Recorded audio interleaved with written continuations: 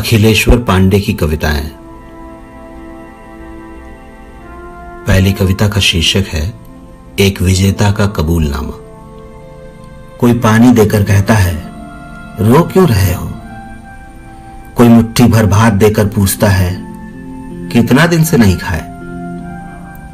कोई गांव पूछता है, कोई नाम, किस किस को बताएं, क्या क्या बताएं। लड़खड़ाती जुबान से बाबूजी ने कहा था, घर में क्या रखा है, यहां रहोगे तो सड़ जाओगे। परदेश जाओ, कमाओ खाओ, बाल बच्चा पालो। पत्ता जब पेड़ से बिछड़ता है तो जड़ में ही आकर गिरता है। टहनियां पत्तों को भले विलग कर दें, जड़ कभी विलग नहीं करते। मैं भी अपने जड़ों की ओर लौट रहा हूं। बाबूजी कहते थे भारत की 70% आबादी गांव में रहती है। आज तो सारी आबादी सड़कों पर दिख रही है। साथ चलने वाले भी साथ नहीं दे रहे। गरीबी से लड़कर बड़ा हुआ, समाज से लड़कर जिंदा हूं। जन्म से अब तक कई लड़ाइयां लड़ी, भूख से भी दो दो हाथ किए कई बार। इससे हारना नहीं चाहता मैं, इसीलिए रोटी कमाने घर से इतना दूर चला गया। मैंने जिंदगी में ऐसा कुछ नहीं किया कि याद रखा जाऊं, पर इन दिनों कोशिश यही है कि भूख से न हार जाऊं।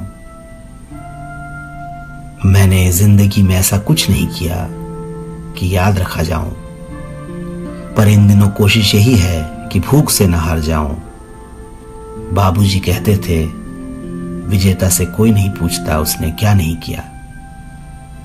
बाबूजी कहते थे विजेता से कोई नहीं पूछता उसने क्या नहीं किया। मैं हारा नहीं हूं, हारना नहीं चाहता। मैं कोरोना से नहीं, भूख से लड़ रहा हूं। मैं कोरोना से नहीं, भूख से लड़ रहा हूं।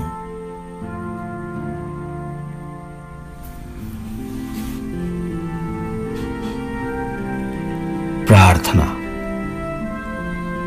मैं चींटियों के घर में रहता हूं मुसाफिर की तरह। मैं चींटियों के घर में रहता हूं मुसाफिर की तरह। उनके लाए चावल और चीनी पर पलता हूं। प्रेम कहानियां डूब कर पढ़ता हूं। एक मादा पक्षी से प्यार करता हूं। तितली बन चूमता हूं आसमान का माथा। पहाड़ पर बैठा बूढ़ा बाज हूं।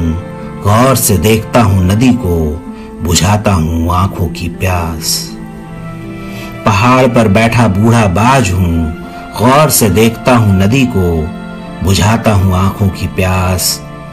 टहनी से विलग होते पत्ते की अंतहीन पीड़ा मेरे भीतर देर तक प्रतिध्वनित होती है। टहनी से विलग होते पत्ते की अंतहीन पीड़ा मेरे भीतर देर तक प्रतिध्वनित होती है। शापग्रस्त पीठ पर पश्चाताप की कर्सी की तरह मैं इंतजार में हूं एक ऐसे आयावर की जो बच्चों के लिए मुस्कान लेकर आएगा। एक ऐसे क्षण की जब लोग प्रार्थना की बजाय कविताओं को मंत्र की तरह पढ़ेंगे और यह धरती पवित्र हो जाएगी पहले की तरह, हमेशा हमेशा के लिए। मैं इंतजार में हूं एक ऐसे यायावर की जो बच्चों के लिए मुस्कान लेकर आएगा। एक ऐसे क्षण की जब लोग प्रार्थना की बजाय कविताओं को मंत्र की तरह पढ़ेंगे और यह धरती पवित्र हो जाएगी पहले की तरह, हमेशा हमेशा के लिए।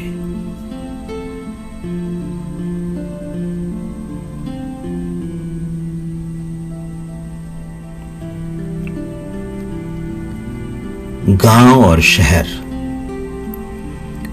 तुम मेरे भीतर एक शहर तलाशती हो। तुम मेरे भीतर एक शहर तलाशती हो। अपनी परिकल्पनाओं का महानगर, अपनी अभिरुचियों की खातिर। शायद वह कभी तुम्हें मिल भी जाए और तुम उसमें प्रविष्ट कर जाओ मेरा हाथ पकड़कर। लेकिन मैं तुम्हारे भीतर थोड़े से गांव की तलाश में हूं।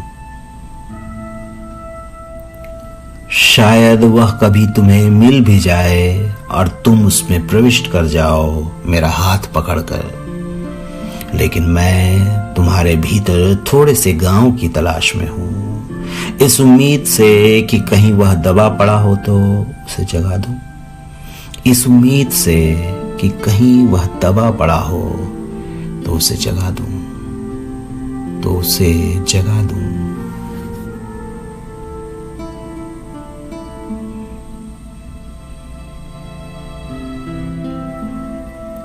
और अंत में अचानक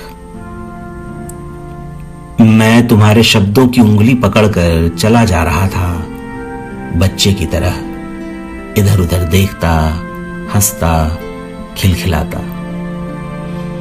मैं तुम्हारे शब्दों की उंगली पकड़कर चला जा रहा था, बच्चे की तरह, इधर उधर देखता, हंसता, खिलखिलाता।